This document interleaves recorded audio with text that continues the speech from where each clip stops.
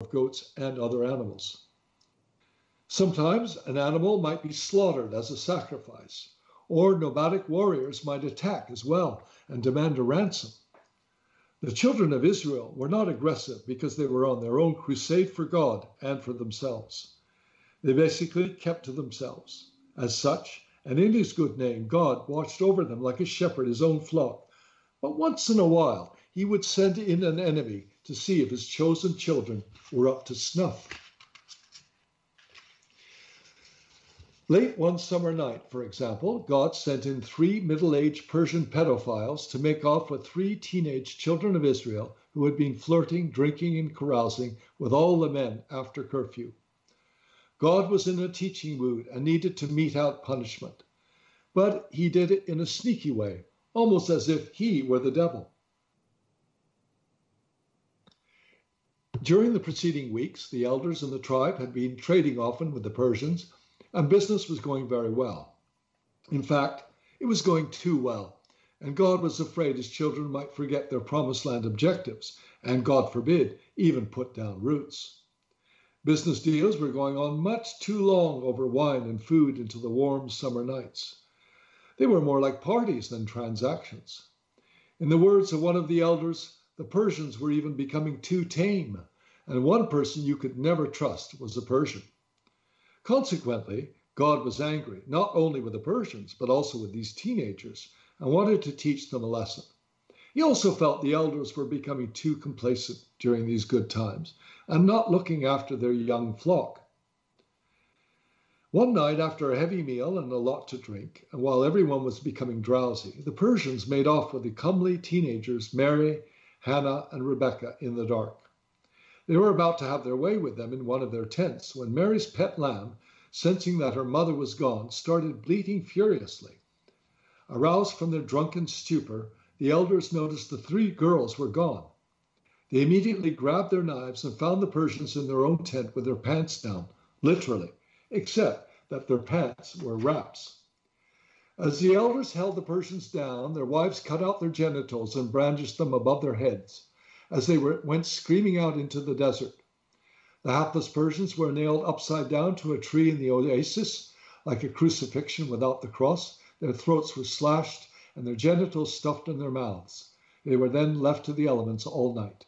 By morning, all manner of animals and larvae had pecked and chewed through what was left of the men. Mary, Hannah, and Rebecca were scandalized by what they had witnessed and probably psychologically scarred for life as they looked once at the men, then lowered their heads and pulled up camp with the others. This part of the journey had ended on a sour note for the children of Israel as the subdued tribe moved on. But God was happy with his disciples because when they had to defend themselves, they did so ruthlessly, and as always, in the name of the Lord. As God was by their side, a fact that Moses beat into their heads every day, particularly when times were tough, the cloud of God turned into a bright, shining, burning light during the evening as they prepared to turn in for the day. As the leader, Moses himself often spent an extra half hour meditating to the burning light, at which point, just for him, it turned into the burning bush he had seen on Mount Sinai. In this way, he could talk to God, who constantly reassured him that what he was doing was right, not only for his group, but also for the group he had left behind in Sinai. When they all woke up early, they saw the sun to the east of them, with a cloud sitting nearby like a Buddha in the sky. When the weather was bad, they were comforted to know that the cloud would take them wherever they wanted to go. By this time, several years on, and in today's geography, they had traveled east through Baghdad, following the sea route in Iraq to the tip of the Persian Gulf. Then they migrated along the sea route in Iran through Pakistan and India, always keeping to the Tropic of Cancer, through what is called Bangladesh, Burma, southern China, and Taiwan today. Here they met Polynesian traders and islanders from far and wide who helped them build a gigantic ark to transport them through the different islands along the way and finally to eastern Polynesia, which we call today Hawaii. The crossing went well, and they were able to stop off at different islands along the way and stock up on supplies, particularly water, which they kept in large animal skin water tanks. When they finally arrived in eastern Polynesia, they thought they had reached the promised land. They even allowed themselves a mini celebration to commemorate their harrowing crossing over the Great Sea. However, when they woke up in the morning and looked east, they still saw the cloud of God beckoning them to follow it over the water. Of course, Moses was not surprised because he had been briefed by God the night before, but he didn't want to tell them right away and spoil their relief at reaching land. What he hadn't counted on was how difficult it would become to get them to leave eastern Polynesia. They spent several months among the natives, isolated on an island, which is modern-day Maui, in the middle of nowhere because they had never enjoyed themselves more. However, during the evenings of coconuts, papaya, pineapples, and warm breezes, when they gazed upon the burning light, they knew it would just be a matter of time before their leader, Moses, gave the order to leave.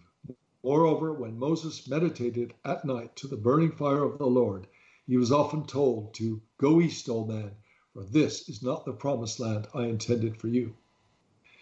Now, the Polynesian traders and eastern Polynesian natives didn't really want to take them any further. Apparently, it would have been a difficult crossing for so many people. But Moses kept nagging them. He promised to become their faithful trading partner if they would accompany them east. Some of the old-timer eastern Polynesians had even taken him aside and tried to talk him out of his, quote, obsession with his dreamland of milk and honey, promised land. Basically, they said there was no milk and honey in a barren desert with no one to trade with, so they would have to come back to the real promised land, which they thought was eastern Polynesia itself. In other words, they were just fine where they were.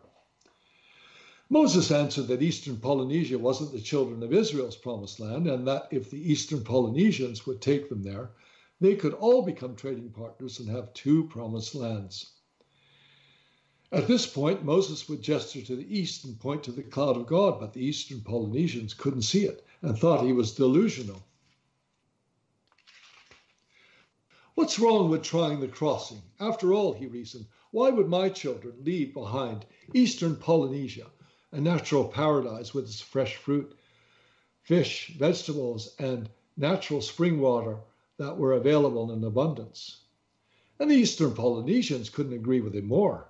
However, they also understood Moses was obsessed about this burning light thing, and when he talked like that, the eastern Polynesians left him alone. As the months dragged on, the children of Israel became more and more obstreperous. Why should we leave again when we have found a promised land? That's probably better than this other one we've never seen, they would complain. And Moses was particularly annoyed because he'd start to doubt himself and his resolve and would have to pray to God again to get straightened out. Once in a while, Moses would become tough and insistent and remind them that they hadn't come all this way to hang out with a bunch of godless savages like the eastern Polynesians. But then the children of Israel would point out that the godless savages had ferried them across the Great Sea, and Moses would feel bad and shut up. At the end of the discussion, though, he would invariably add that the Lord was still with them, and that the cloud of God and the burning light were always there in the east, beckoning them across the water to the promised land.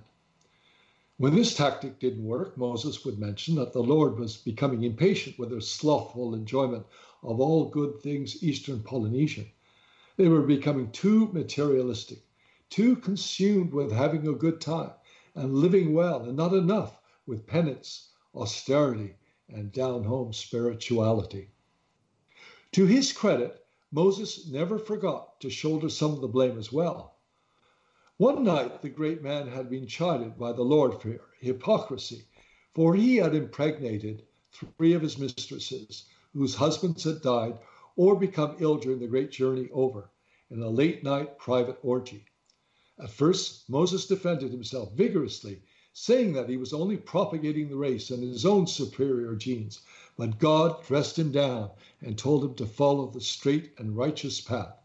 And Moses became humble again and promised that he would curb his own lustful desires and set his people straight. Finally, in another great assembly, similar to that of Mount Sinai, Moses made an executive decision and categorically categorically told his people that they had not reached the promised land and had to leave. And that's where I'm going to leave it until next week. We only have 15 seconds left today to read the complete versions of The Second Promised Land and/or other works. Please go to richardbonte.com and click on Purchase Books Now. I will finish the third part of The Second Promised Land and the next time.